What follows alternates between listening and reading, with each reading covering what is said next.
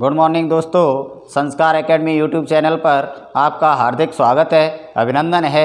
आप हमारी ऊर्जा हैं, आप हमें ऊर्जावान बना रहे हैं, इसलिए आपके लिए हम दिन प्रतिदिन कड़ी मेहनत करके नए नए टॉपिक लेकर आ रहे हैं। आज का एक नया टॉपिक है भारत का एकीकरण।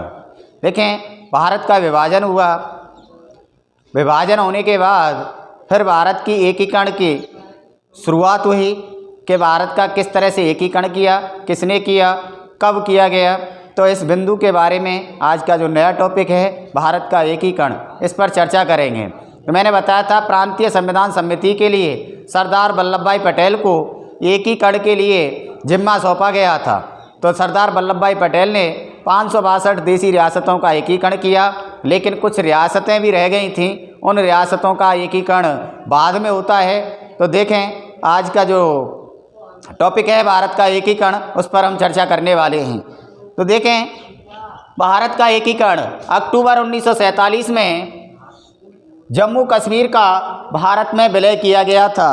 जहाँ के जो राजा थे हरि सिंह, वो भारत में नहीं मिलना चाहते थे, वो एक स्वतंत्र रियासत रखना चाहते थे। उधर पाकिस्तान ने इन पर अटैक किया और इन्होंने, राजा हरि सिंह ने भारत सरकार से रक्षा की गुहार की। इसलिए इस गुहार में, इस विजय में भारत ने जम्मू कश्मीर को भारत की तरफ विलय करवाया।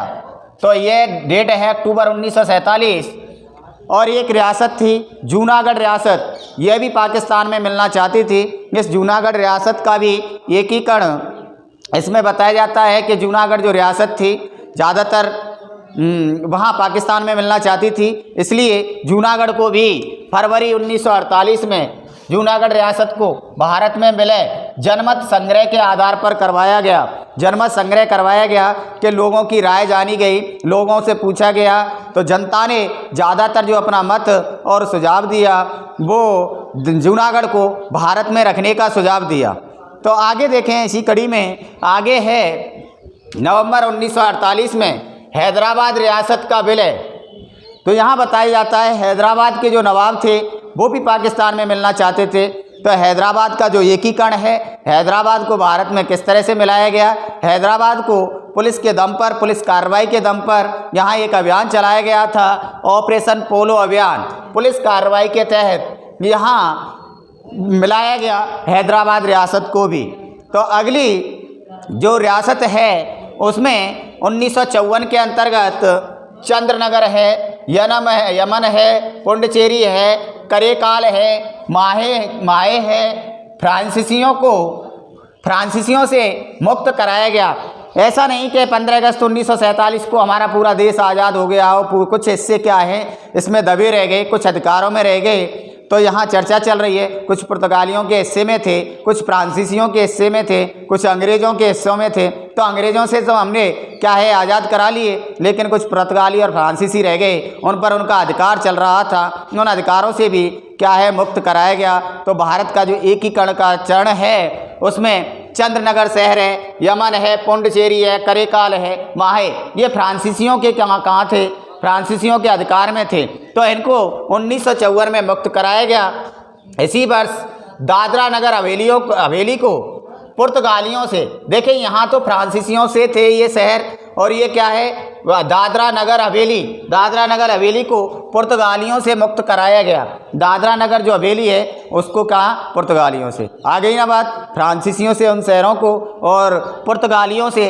तो यहाँ कुछ अधिकार और जमाए रखे थे, अभी और चलेंगे हम आगे किन किन शहरों को किन किन के अधिकार में थे उनसे मुक्त कराया गया और भारत के एकीकरण की रूपरेखा तैयार की गई।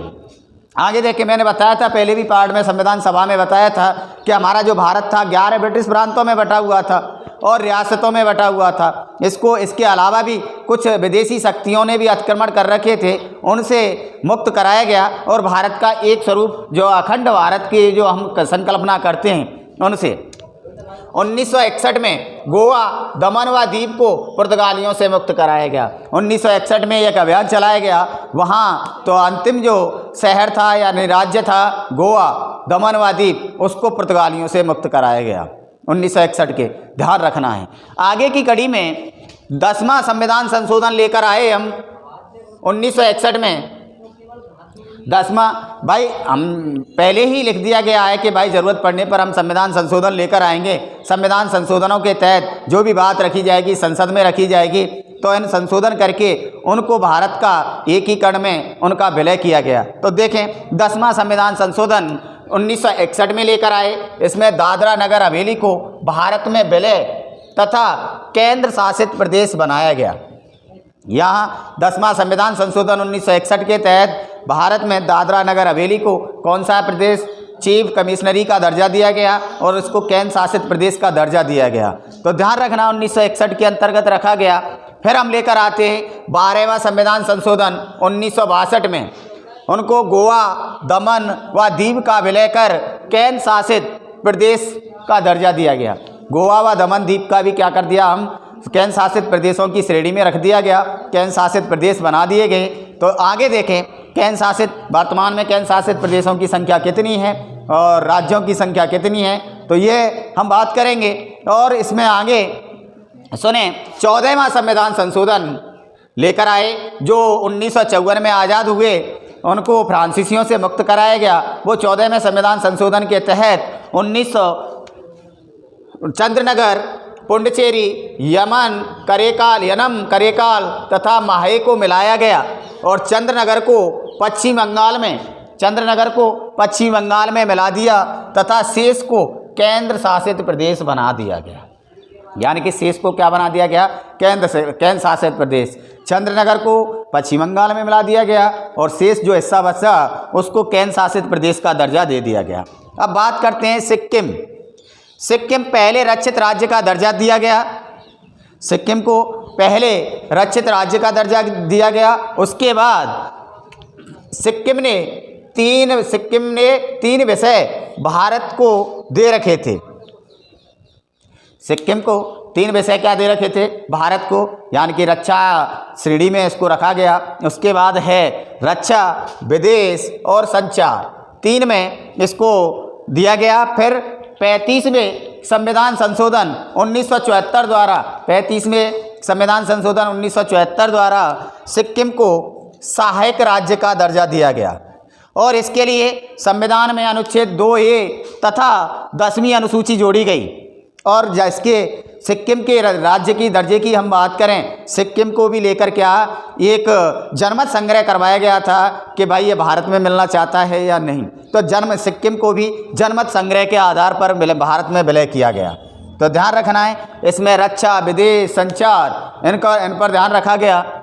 आगे देखें 36वां संविधान संशोधन 1975 लेकर आए और उसमें सिक्किम को पूर्ण रूप से भारत में विलय किया गया। अब यहाँ सिक्किम को पूर्ण रूप से भारत में विलय करने का अधिकार दे दिया गया कि भारत को एक राज्य का दर्जा दे दिया गया भारत में सिक्किम को। और आगे सुने अनुच्छेद 2A के तहत तथा 10वीं अनुसूची को हटा दिया। पहले हमने इसको 2A तथा 10वीं अनुसूची में जोड़ा गया था, उसे हटा दिया गया। आगे देखें राज्यों का पुनर्गठन। भारत का एकीकरण की शुरुआत सरदार वल्लभ भाई पटेल से शुरू होती है। फिर एकीकरण की शुरुआत का हमने यहाँ पार्ट देखा और आगे क्या है कि राज्यों के लिए पुनर्गठन आयोग के लिए कुछ कमेटियाँ बनाई गई कि कुछ भाषाई आधार पर, कुछ क्षेत्रीय आधार पर, कुछ अलगाववाद के आधार पर, पृथकतावाद के आधार पर राज्यों की मांग होने लगी। उस मांगों को देखते हुए कि भाई 11 ब्रिटिश प्रांत धीरे धीरे आज वर्तमान में जो हमारे 28 राज्य हैं उनमें जो बने किस तरह से बने, किस आयोग की सिफारिश के आधार पर बने, तो इसमें चर्चा की गई। तो किस आयोग ने अपना काम किया, तो देखें धर आयोग आया था 1948 में। धर आयोग ने आंध्र प्रदेश में, ये सबसे पहले आंध्र प्रदेश का जो हिस्सा था भाषाई आधार पर उसने मांग की कि भाषाई आधार पर राज्यों को हमारे राज्य बनाए जाएं। तो यहाँ धर आयोग 1948 में आते हैं। श्री धर आयोग भाषा के आधार पर राज्यों का पुनर्गठन की मांग को अस्वीकार कर दिया गया था क्योंकि आंध्र प्रदेश में भाषाई आधार पर काफ़ी विवाद हुए थे। विवाद होने के बाद इसके लिए कमेटी पंडित जवाहरलाल नेहरू ने बनाई, श्रीधर आयोग। इस श्रीधर आयोग ने कि भाई भाषा के आधार पर क्या है राज्यों का निर्माण नहीं किया जाएगा। आगे के क्रम में अगली कमेटी है JBP समिति 1948 में। इसने भी धर आयोग की अनुशंसा की, समीक्षा की कि भाई धर आयोग ने जो बात रखी अपनी कि धर आयोग के माध्यम से कि भाषा के आधार पर राज्यों की मांग चल रही थी। एक व्यक्तित्व थे, उन्होंने लंबे समय भूख हड़ताल की थी, भूख हड़ताल में वो मारे गए, तो इसीलिए इन्होंने मना की। तो इसकी समीक्षा की, समीक्षा के उपरांत अनुशंसाओं की समीक्षा की गई। 1953 में आंध्र प्रदेश राज्य का भाषा के आधार पर क्या किया गया, गठन किया गया। आंध्र प्रदेश राज्य था, उसका भाषाई आधार पर क्या किया गया, गठन किया गया। 1953 में इसका एक निर्माण किया गया आंध्र प्रदेश का। और आगे सुने, फजल अली आयोग 1953, इसमें एक और आयोग की सिफारिश की जाती है, और आयोग हैं आएंगे। हर आयोग या कमेटियों के माध्यम से हमारे राज्यों का पुनर्गठन हुआ है, किस आधार पर हुआ है, भाषा के आधार पर, क्षेत्र के आधार पर। तो देखें, फजल अली आयोग 1953 में आता है और उसने अपनी जो अनुशंसा है 1955 में अपनी सिफारिश पेश की और राज्यों के पुनर्गठन किया गया था। यह कमेटी बना दी गई और राज्यों का पुनर्गठन। आगे की जो कमेटी हैं हम उन पर चर्चा करेंगे। तो आगे ध्यान रखना, अभी मैंने भारत के एकीकरण, फिर राज्यों का पुनर्गठन, जो वर्तमान में राज्य हैं 28 राज्य हैं, 9 केंद्र शासित प्रदेश हैं, उनमें भी एक केंद्र शासित प्रदेश को बताया जा रहा है कि उसको भी हटा दिया गया है। तो आगे आपको ध्यान रखना है, हमारे चैनल को ज़्यादा से ज़्यादा सब्सक्राइब करें। और मुझे लगता है आपको हमारी वीडियो कुछ ना कुछ आपको एग्ज़ाम में भागीदारी निभाएंगी। तो आपको ध्यान रखना है, हमारा मनोबल बढ़ाएं, उत्साह बढ़ाएं, जोश बढ़ाएं, जिसी नए सवेरे के साथ हम प्रतिदिन आपके लिए मेहनत करके नई वीडियो लाएं। चैनल को सब्सक्राइब करें। धन्यवाद।